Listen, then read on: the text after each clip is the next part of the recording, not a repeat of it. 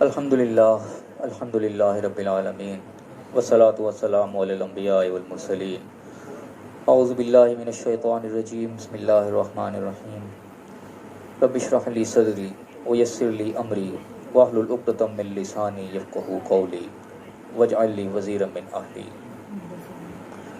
الحمدللہ اللہ کی فضل و توفیق سے ہم اپنا 15 درس کیا کرتے ہیں۔ وہ ایک ہفتے کی تاخیر سے اس دفعہ شروع کر رہے ہیں، لیکن اللہ تعالیٰ نے توفیق دی، ہم ایک دفعہ پھر اکٹھے ہوئے ہیں اللہ تعالیٰ کلام کو پڑھنے کے لیے اور سمجھنے کے لیے۔ اللہ تعالیٰ میں اس کو صحیح سمجھنے، صحیح اس پہ عمل کرنے کی توفیق عطا فرمائے۔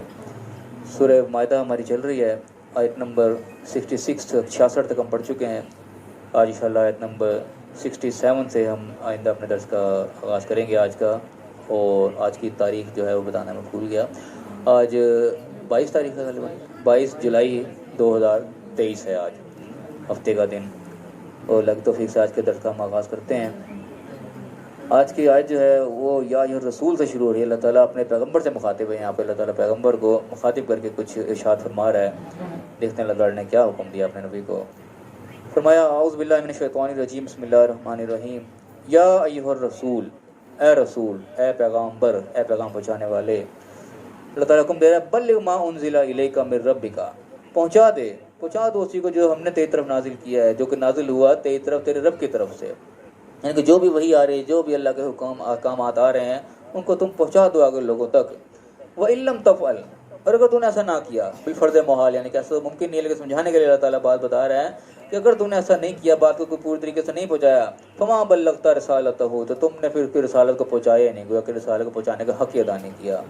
اب یہاں پہ یعنی کہ کتنا ان کے سخت معاملہ یہاں پہ بتایا گیا کہ اگر تم نے کوئی چیز کو چھپا دیا، پوری چیز نہیں پہنچا دی، جو کچھ نازل کیا اس میں سے کچھ بھی چھپا دیا، تو اللہ تعالیٰ نے کہا فما بلغت رسالۃ، پہ تم نے کچھ بھی نہیں پہنچایا، گویا کہ ساری یعنی کہ محنت کو پانی میں مل گئی، سارے کی ساری زیرو سے ملٹیپلائی کر دی اللہ تعالیٰ نے، کہ تم نے کچھ بھی چھپایا تو سمجھو تم نے اس کا حق ادا نہیں کیا، تم گویا کہ اپنے ٹارگٹ میں فیل ہو گئے قسم کا۔ یہ اللہ تعالیٰ نے ایک سخت الفاظ یہاں پہ بیان کیے، یعنی کہ کوئی تصور نہیں کر سکا آپ صلی اللہ علیہ وسلم نے کوئی چیز چھپائی ہوگی، کوئی چیز نہ بتائی ہوگی، اور یہ چیز پھر تاریخوں میں آتی بھی۔ آپ صلی اللہ علیہ وسلم نے جو حجۃ الوداع کے موقع پر، آخری موقع پہ اللہ تعالیٰ نے پوچھا لوگوں سے کہ ہاں جو کچھ اللہ تعالیٰ نے جو بات بتانے والی تھی، سارا پیغام میں نے تم تک پہنچا دیا، تو سب لوگوں نے اقرار کیا تھا کہ ہاں آپ صلی اللہ علیہ وسلم نے پہنچا دیا۔ تو وہاں پہ اللہ تعالیٰ کے نبی نے اللہ کو گواہ بنا کے لوگوں کی طرف کہا کہ اللہ تو گواہ ہے کہ یہ مان رہے ہیں کہ ہاں چیز جو تھی وہ میں نے ان تک پہنچا دی، اللہ تعالیٰ کا یعنی جو حکم تھا وہ میں نے پورا کیا۔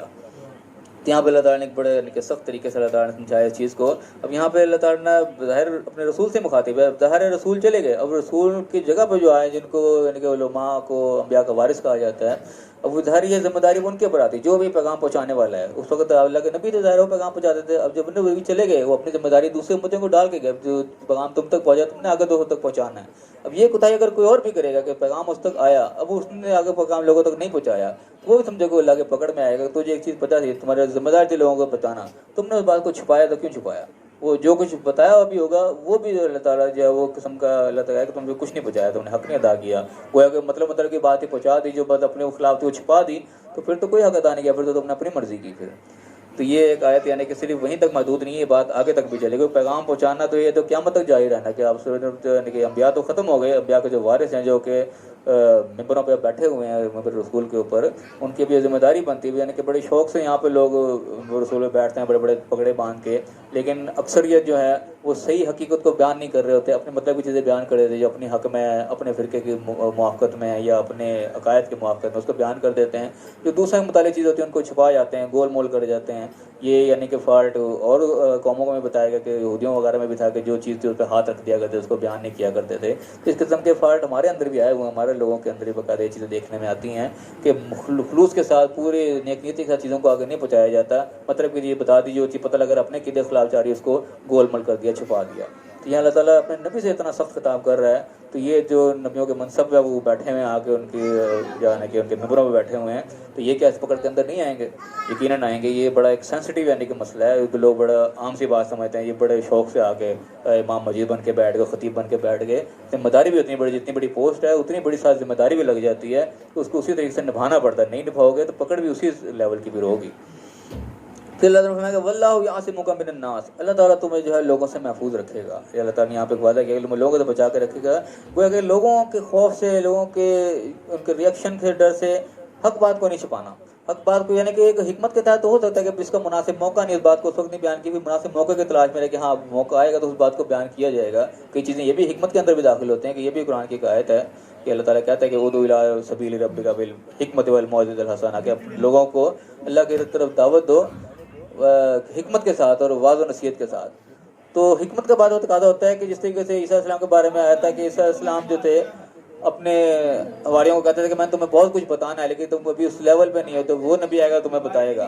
تو عیسیٰ علیہ السلام کو انہیں کئی چیزیں پتہ تھی لیکن وہ حکمت کے تحت نہیں بتاتے تھے. اللہ تعالیٰ یہاں پہ کہہ رہے کہ اللہ تمہیں لوگوں سے محفوظ رکھے گا. گویا کہ لوگوں سے ڈرنے کی ضرورت نہیں، جو حق بات ہے وہ تم نے بیان کرنی ہے.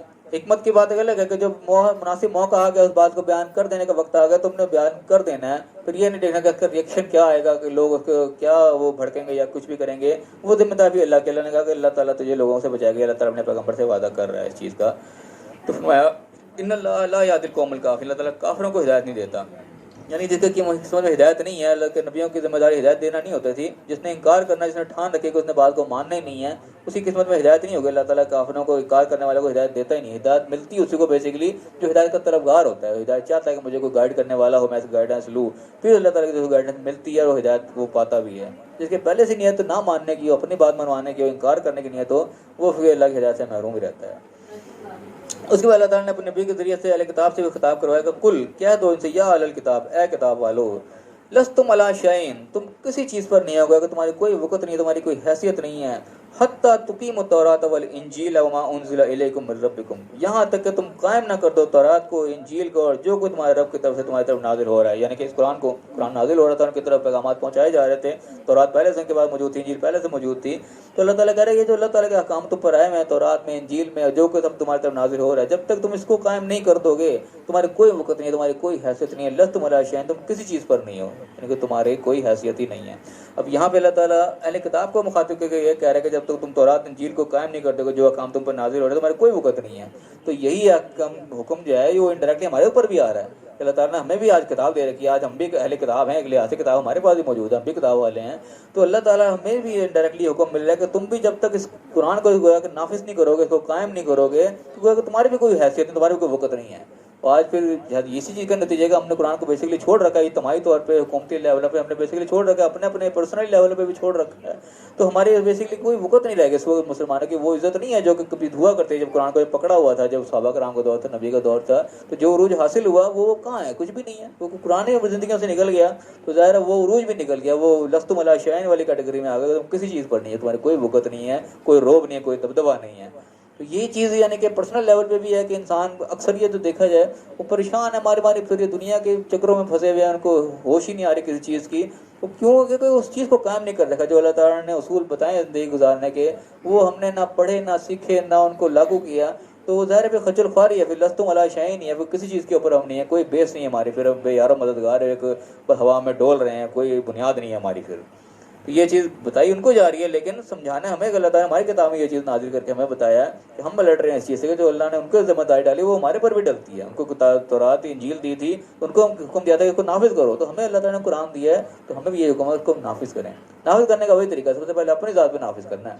یہ نہیں کہ دوسروں کو بتانے سے اپنے کو آپ کو بھول گئے. اس کو بھی اللہ تعالیٰ قرآن میں ایک جگہ پہ اور کہتا ہے کہ تم لوگوں کو بتا رہے ہوتے ہو، اپنے کو آپ کو بھول جاتے ہو. تو شروعات ہی یہیں سے، سب سے پہلے اپنی ذات سے شروعات ہے، پھر اس کے بعد اپنے گھر والوں کو، دوستوں کو کرتے کرتے آگے سے آگے کام چلتا ہے.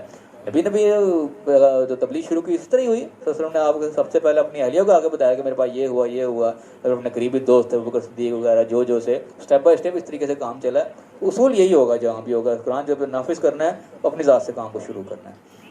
تو یہاں پہ اللہ تعالیٰ کہہ رہا ہے کہ تم کسی چیز پہ نہیں ہو جب تک اس کو نافذ نہیں کر لو گے، قائم نہیں کر لو گے. پھر آگے فرمایا کہ وَلَا يَزِيدَنَّ كَثِيرًا مِّنْهُمْ مَا أُنزِلَ إِلَيْكَ مِن رَّبِّكَ طُغْيَانًا وَكُفْرًا، ان میں سے اکثر جو ہیں جو کچھ تم پر نازل ہو رہا ہے اس کے بدلے میں یہ اسی میں اپنے طغیان و کفر میں آگے بڑھیں گے. کہ پہچان تو چکے ہیں، پتہ کہ حقیقت یہی ہے، لیکن اب وہ دشمنی پہ اترے ہوئے ہیں. تو تم جتنا ان کو آگے سمجھاؤ گے، جنہوں نے دشمنی میں اترنا وہ اپنی دشمنی میں اور کفر میں ہی ان کا اضافہ ہوگا. فَلَا تَأْسَ عَلَى الْقَوْمِ الْكَافِرِينَ، تو ایسے کافروں کے لیے آپ دکھ نہ کریں، افسوس نہ کریں ان کے اوپر. یعنی آپ وسلم جب محنت کرتے ہیں ان کے اوپر تو ظاہر ان کو افسوس بھی ہوتا تھا کہ اپنے رشتہ دار بھی تھے بیچ میں، قریبی بھی تھے، دوست یار بھی ہوں گے یقیناً، تو جن کے آپ وسلم محبت کرتے چاہتے تھے ان کو ہدایت حاصل ہو، یہ جس راستے کی طرف جا رہے ہیں وہاں سے بچ جائیں. جب نہیں وہ بات مانتے تھے وہ اپنی طغیانی اور کفر کے اندر ہی بڑھتے جاتے تھے, افسروں کو اس کا دکھ ہوتا تھا, افسوس ہوتا تھا کہ یہ کیوں نہیں بات کو مان رہے, کیوں جہنم کے راستے کی طرف چلے جا رہے ہیں, کیوں ناکامی کی طرف جا رہے ہیں. اللہ تعالیٰ اسی کا حوصلہ دے رہا ہے کہ جنہوں نے اپنے ٹھان رکھی ہے اس چیز کی دشمنی میں رہنا ہے, تو ان کو کوئی فرق نہیں پڑے گا, ان کو دشمنی میں اور اضافہ ہوگا, کیونکہ وہ آنے نہیں چاہتے اس طرح. تو آپ ان کا غم نہ کریں, ان کے لیے افسوس نہ کریں, ان کے نصیب میں پھر یہ چاہتے ادھر ان کو جانے دو. پھر اللہ تعالیٰ کہے گا ان الذین آمنوا والذین ہادوا. یہ بڑی اہم آیت ہے کہ اس کے اندر اکثر جو ہے غلط فہمی سی پیدا ہو جاتی ہے. اللہ تعالیٰ کہہ رہا ہے کہ ان الذین آمنوا, جو شخص جو ایمان لائے, والذین ہادوا, اور جو یہودی ہوئے, والصابئون, اور جو صابی یعنی کہ ستارہ پرست عام طور پہ کہا جاتا ہے ان کو, والنصارى, اور نصرانی عیسائی.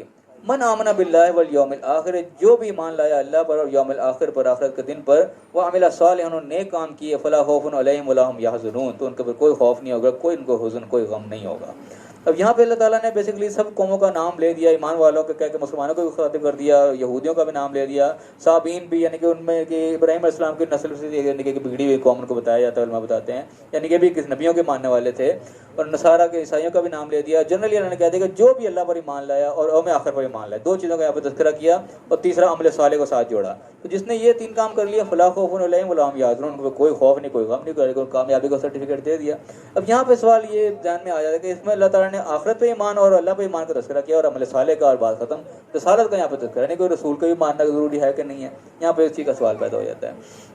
اس کی اصل میں جو حکمت نظر آتی ہے اس چیز کے اندر, بات اصل میں کیا ہے کہ اللہ تعالیٰ نے بیسیکلی یہاں پہ بنیادی چیز کا تذکرہ کیا کہ جو بنیادی دعوت تھی تمام پیغمبروں کی, وہ یہی تھی کہ ایمان, اللہ پر ایمان سب سے پہلے ضرورت تھی. جو بھی آ کے پیغمبر اپنے قوم سے خطاب کرتے تھے وہ یہی کہتے تھے کہ اعبد اللہ, اللہ کی عبادت کرو, جو میرا بھی رب ہے تمہارا رب ہے. کوئی نبی آ کے سب سے پہلے یہ نہیں کہتا تھا کہ تم مجھے رسول کہو, مجھے مانو, یہ نہیں کسی نے کہا. سب نے یہ کہا کہ تم اللہ کو مانو, سب نے اللہ کی طرف مڑوایا, اور آخرت کے دن کی طرف توجہ لے کہ تم نے آخرت اللہ کے سامنے جواب دہ ہونا. یہ بیسک بنیادی جو دعوتی تمام انبیاء کی یکساں تھی.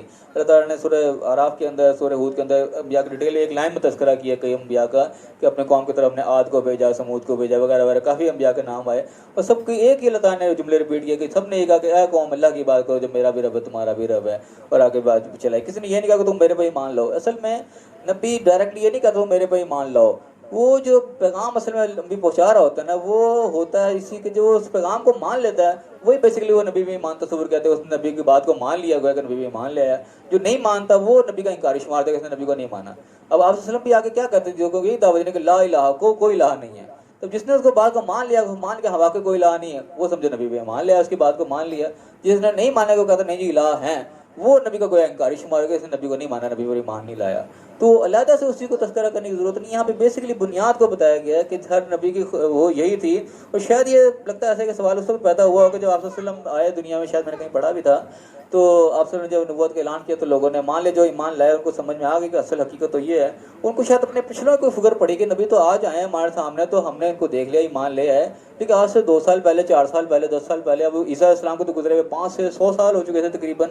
تو اس میں اتنے عرصے میں جو لوگ چلے گئے ان کا کیا بنے گا؟ نبی تو آج آئے ہمارے سامنے ہے, ہم نے تو ایمان لیا, ہمارے تو چلو آخرت سنور گئی, ہمارے ابا اجداد باپ دادا ہمارے چلے گئے, ان کا کیا بنے گا؟ تو نبی تو تھے ہی نہیں یہاں پہ, عیسیٰ علیہ السلام کو گئے ہوئے کتنی دیر ہو چکی تھی, تو وہ کس کھاتے میں گئے؟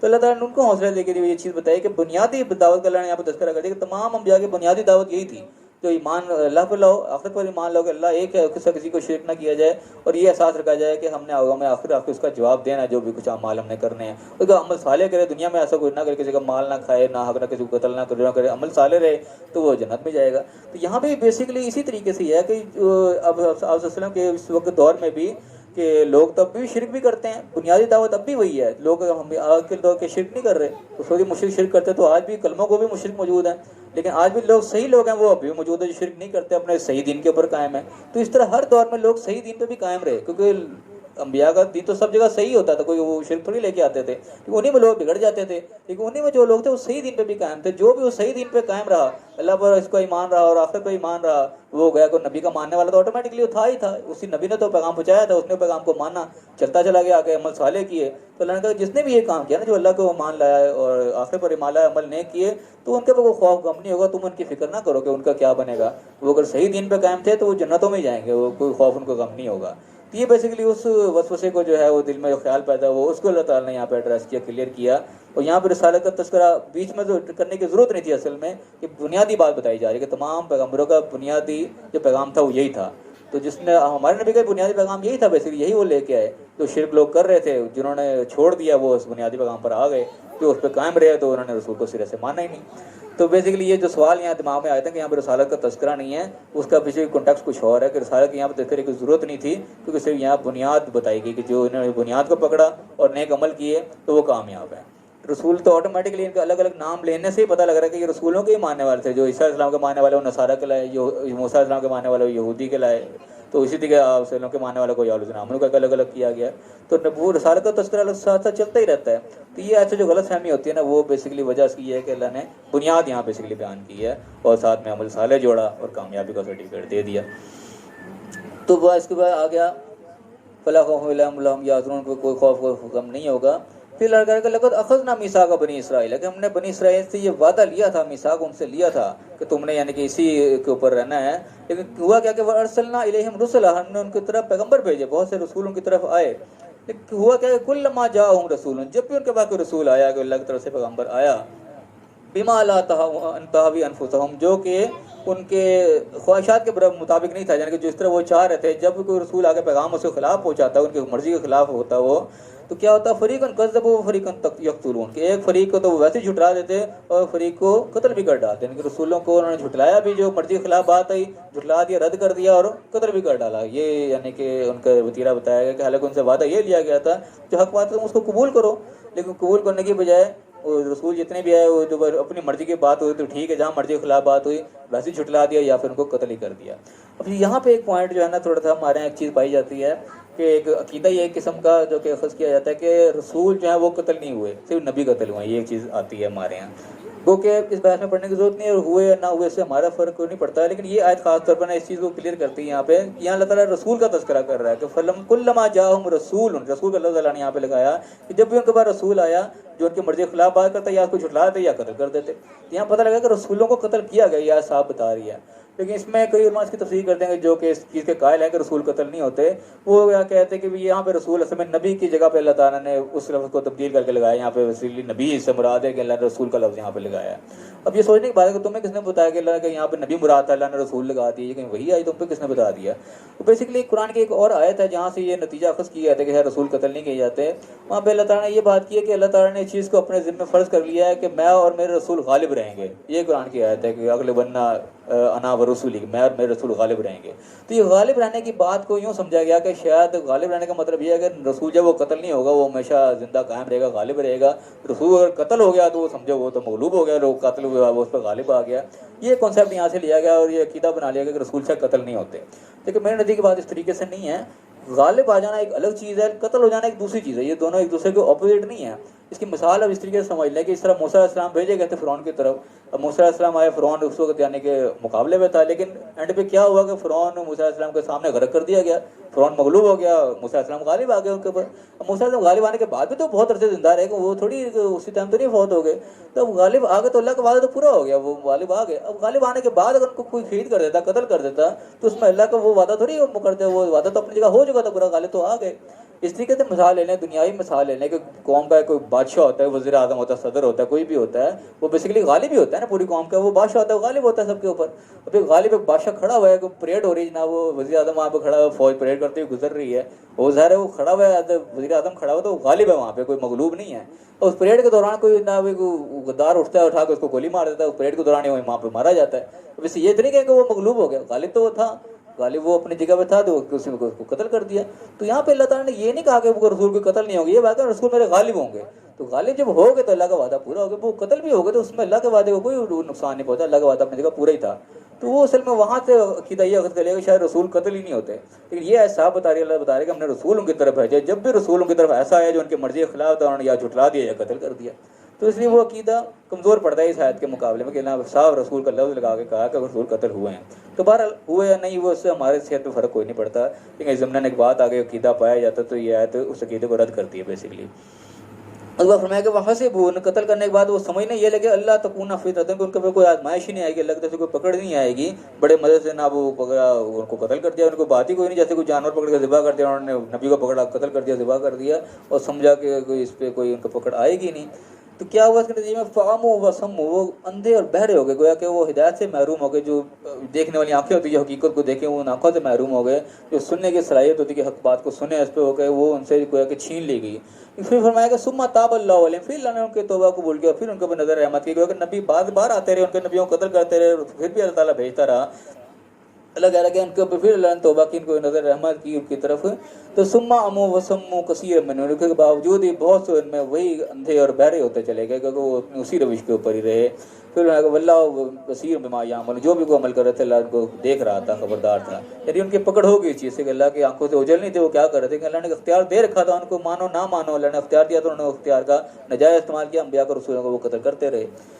تو یہ ٹاپک یہاں پہ ہوا. اس کے بعد اللہ تعالیٰ نے یہاں پہ ایک دوسرا ٹاپک ڈسکس کیا ہے، عیسائیوں کے حوالے سے آ رہا ہے کہ لقد کفر الذین، بے شک کفر کیا ان لوگوں نے، قالوا، جن لوگوں نے یہ کہا کہ ان اللہ هو المسیح ابن مریم، کہ بے شک اللہ ہی جو ہے وہ مسیح ابن مریم ہے. یہاں پہ ان کو عیسائیوں کو جو عقیدہ ہے کہ وہ عیسیٰ علیہ السلام کو خدا کہتے ہیں، اللہ کہتے ہیں، اس کا اللہ تعالیٰ صاف الفاظ میں رد کر رہا ہے کہ کفر کر رہے ہیں وہ لوگ، بالکل کافر ہیں وہ لوگ جو اللہ تعالیٰ کو عیسیٰ علیہ السلام کو اللہ تعالیٰ کہتے ہیں کہ اللہ ہی جو ہے یہ عیسیٰ ہے.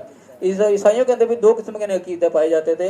ایک تو یہی تھا کہ وہ عیسیٰ علیہ السلام کو ڈائریکٹ اللہ ہی کہتے تھے کہ اللہ ہی ہے وہ اپنا روپ، یعنی کہ عیسیٰ علیہ السلام کو دھار کے وہ آ گئے ہیں. ایک وہ تھے جو وہ تسلیث کہتے تھے کہ اللہ ہے اور اللہ بھی خدا ہے، مسیح بھی خدا ہے. اور تیسرا یعنی کہ مریم علیہ السلام کو بھی کہتے تھے اور ان کو جبریل علیہ السلام کو بھی کہتے تھے. یہ تسلیث یعنی کہ آج بھی جو پائی جاتی ہے. پہلے حصے کا یہاں پہ اللہ تعالیٰ رد کر رہا ہے کہ کفر کر رہے ہیں وہ لوگ جنہوں نے یہ کہا کہ اللہ ہی مسیح ہے. میں وقال المسیح ہو، جو کہ مسیح علیہ السلام کیا کہتے تھے کہ یا بنی اسرائیل، اے بنی اسرائیل، یا بنی اسرائیل اعبدوا اللہ ربی و ربکم، کہ اللہ کی عبادت کرو جو میرا بھی رب ہے تمہارا بھی رب ہے. یعنی کہ عیسیٰ علیہ السلام تو یہ کہتے تھے کہ اس رب کی عبادت کرو جو میرا بھی تمہارا ہے، اللہ کی عبادت کرو. وہ یہ کہہ رہے ہیں کہ مسیح علیہ السلام ہی اللہ تھے، کفر کر رہے ہیں اس کے طور پہ.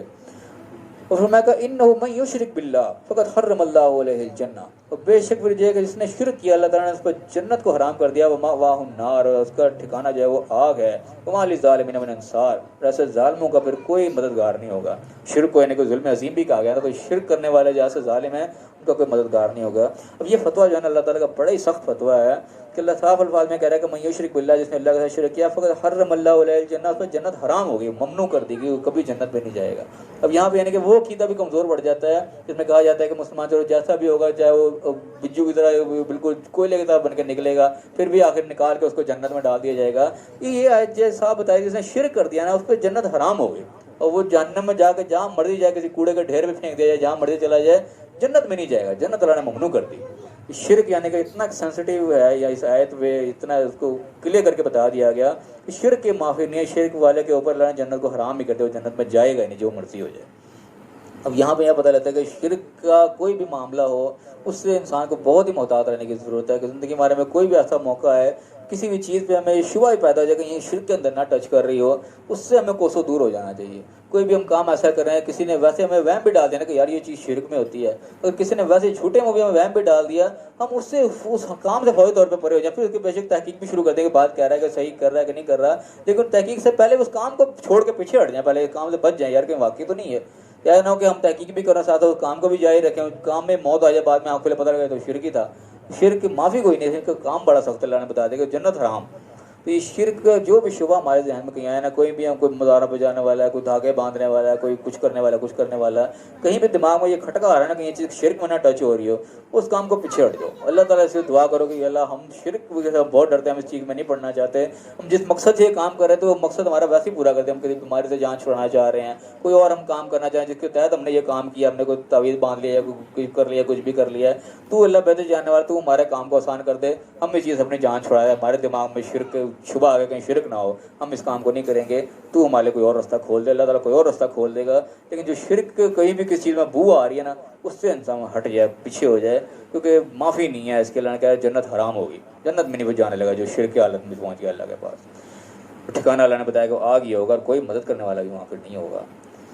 اب یہاں پہ اللہ تعالیٰ کہہ رہے لقد کفر الذین قالوا ان اللہ ثالث ثلاثہ. یہاں پہ دوسرے عقیدے کا تذکرہ آ گیا کہ وہ بھی لوگ بھی کفر کر رہے ہیں جو کہہ رہے ہیں کہ اللہ تعالیٰ تین میں کا تیسرا ہے. یہاں پہ وہ تثلیث والا معاملہ آ گیا کہ لوگ کہتے ہیں کہ اللہ ایک ہو گیا، اس کو باپ کہتے ہیں، اب بیٹا عیسیٰ علیہ السلام کو بنا دیا، اور ساتھ میں مریم علیہ السلام کو بنا دیا. ایک تثلیث پہلے ہوتی تھی، اب یہ تثلیث چینج ہو گئی، مریم علیہ السلام کی جگہ انہوں نے روح القدس کو، جبرائیل علیہ السلام کو شامل کر لیا، جبرائیل علیہ السلام کو. یہ والی تثلیث عیسائیوں میں عام ہے. تو یہ بھی اللہ تعالیٰ نے اس کو کلیئر کٹ کاٹ دیا کہ یہ بھی کفر کر رہے ہیں جو اللہ کو تین میں کا تیسرا مانتے ہیں. वमा मिन इलाहिन इल्ला इलाहुं वाहिद, इलाह एक ही है, अल्लाह के साथ कोई इलाह नहीं है, एक ही अल्लाह के साथ वो कोई नहीं है, ना मरियम ना रूहुल कुदस ना ईसा अलैहिस्सलाम, कोई इलाह नहीं है। और फिर मैं कहा व इल्लम यंतहू अम्मा कालू यकूलून, अगर इस चीज़ से अपने कहने से बाज ना आए, लमस्सन्नल्लज़ीना कफ़रू मिनहुम अज़ाबुन अलीम, तो इनके वो जो है दर्दनाक अज़ाब उनको आकर पकड़ लेगा। इनकी इस हालत में अल्लाह के पास चले गए तो दर्दनाक अज़ाब ऐसा होगा कि माफ़ी नहीं होगी, को यहीं छोड़ना पड़ेगा दुनिया में रहते हुए। फिर मैं कहा फला यतूबूना इलल्लाह, के अभी अल्लाह की तरफ रुजू नहीं लाएंगे, वो यस्तगफिरूनहु, उससे माफ़ी नहीं मांगेंगे, वल्लाहु गफूरुर रहीम, अल्लाह ताला बख्शने वाला मेहरबान है। अल्लाह ताला खोल खोल के वाज़े कर करके चीज़ों को बता रहा है, अल्लाह के बताने के बावजूद भी इन चीज़ों को नहीं छोड़ेंगे, क्या क्या चीज़ रहेगी बाकी? अल्लाह ताला बख्शने वाला मेहरबान है, वो तो बख्शने के लिए तैयार बैठा है, तुम बख्शी मांगो, उसी की तरफ रुजू तो करो, अभी नहीं आओगे क्या? फिर फरमाएगा मल मसीह इब्न मरियम, मसीह इब्न मरियम क्या थे? इल्ला रसूल, मगर अल्लाह का रसूल, वो तो अल्लाह के पैगंबर थे, रसूल थे, खुदा तो नहीं थे, तुमने उनको खुदा बना लिया।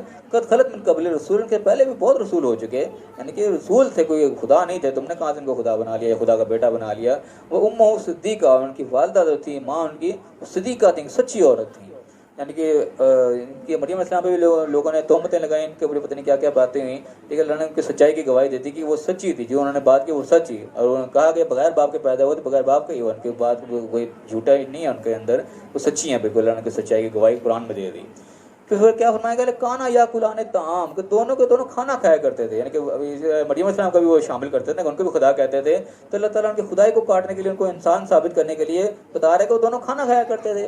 और उलमा बताते हैं कि ईसाइयों के नज़दीक ये खाना खाना जो है ये बहुत बड़ी वाज़ेह दलील होती है कि शख्स के खुदा ना होने की, इंसान होने की, तो जिसको अपनी बका के लिए, अपनी ज़िंदगी को बचाने के लिए खाने की एहतियाज है, मोहताज है उस चीज़ का, वो खुदा नहीं हो सकता। ये उनके नज़दीक यानी कि बड़ी पेट चीज़ थी।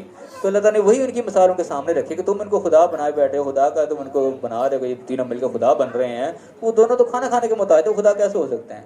फिर अल्लाह कह रहा है कि उन्जुर कैफ़ नुबय्यिनु लहुम आयात, देखो हम उनके लिए कैसे वाज़ेह निशाने खोल के बयान करते हैं कि उनकी जो मुसल्लम उनकी चीज़ है वही उनके सामने रखी है। बताओ तुम उस चीज़ को मानते हो, बताओ खाना खाते थे कि नहीं खाते थे? तो खाना खाते थे तो वो कहाँ से खुदा हो गए?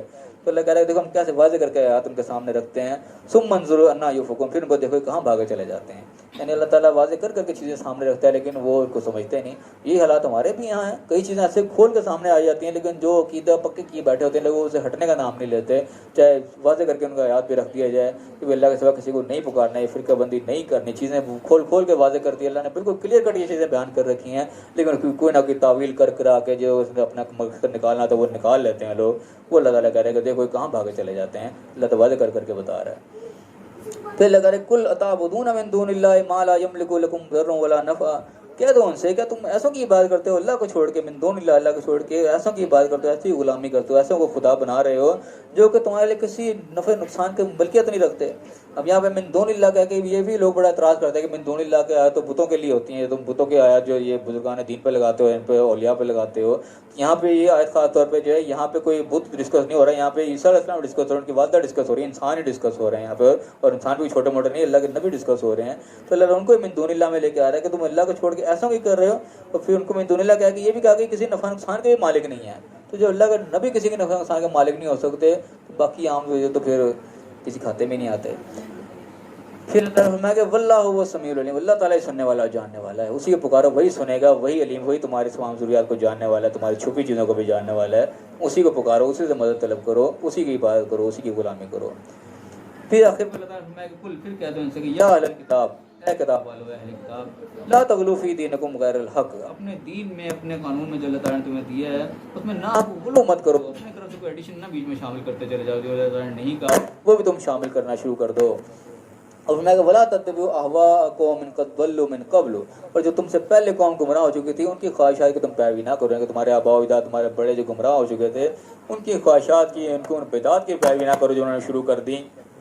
बिदात जो जितनी भी होती हैं खास तौर वो अपनी ख्वाहिशात के बलबूते पर शुरू हुई होती है। इंसान को चाह रहा होता है कि ये काम ऐसे नहीं ऐसे होना चाहिए, इंसान की ख्वाहिश होती है, वो उसको किसी ना किसी अंदाज में शुरू कर लेता है, वो उसी चीज़ को फिर बिदअत कहा जाता है, वो दीन में नई चीज़ ऐड कर देता है, वो अपनी ख्वाहिश को भी यहाँ पे ऐड करता है। असल में उस चीज़ से मना जा रहा है कि हम बिदात की पैरवियाँ ना करें, जो कि बड़े शुरू करके तुम से पहले जो कौम थी वो अपनी ख्वाहिशात की बुनियाद पर ज़ाहिर उन्होंने शुरू की थी, उनकी पैरवी तुम मत करो।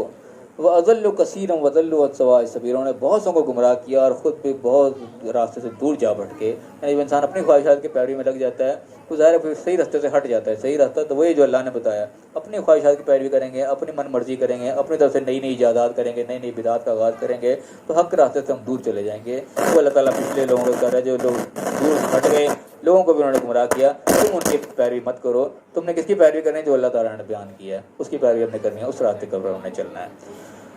تو فی الحال یہاں ہمارا جو ہے رکوع مکمل ہو رہا ہے. اس رکوع کے اندر جو مین پوائنٹس آئے ہیں ان کو ہم ایک دفعہ نظر ڈال لیں, کیا کیا چیزیں اللہ تعالیٰ نے بتائی ہے.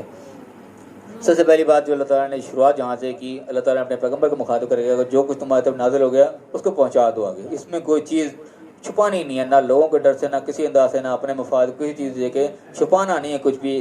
اگر چھپایا تو سمجھو سارا کوئی زیرو سے ملٹیپلائی ہو جائے گا, زیرو ہو جائے گا. تو جتنے بھی لوگ جو اس منصب پہ بیٹھے ہوئے ہیں, جو کہ رسولوں کے منصب کو آگے لے کے چل رہے ہیں, لوگوں تو پیغام اللہ کا پہنچا رہے ہیں, یہ ان سب کے لیے الرٹ کرنے والی آیت ہے کہ کوئی حق جو تمہارے سامنے آیا ہے اس کو تم نے چھپانا نہیں ہے. ایز اٹ از جو صحیح اللہ کا حقیقت ہے وہ لوگوں کے سامنے بیان کر دینی ہے. کسی اس میں ڈرنے کی بھی ضرورت نہیں. اللہ تعالیٰ اس کی بھی گارنٹی لے گا, تمہیں لوگوں سے اللہ محفوظ رکھے گا. تم جو حق بات آ کے بیان کر دو.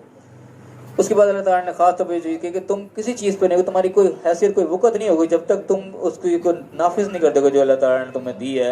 اللہ تعالیٰ نے عیسائیوں کے مخاطب کر کے تورات انجیل کا نام لیا, انڈائریکٹلی ہمیں بھی خطاب ہوگا. جو اللہ تعالیٰ نے ہماری طرف چیز نازل کر دی, ہم اس کو جب تک نافذ نہیں کریں گے, اس کو قائم نہیں کر دیں گے, تو ہماری بھی کوئی وقت نہیں ہوگی, ہماری کوئی ویلیو نہیں ہوگی, ہم کسی کوئی شے ہم جو نہیں ہوں گے.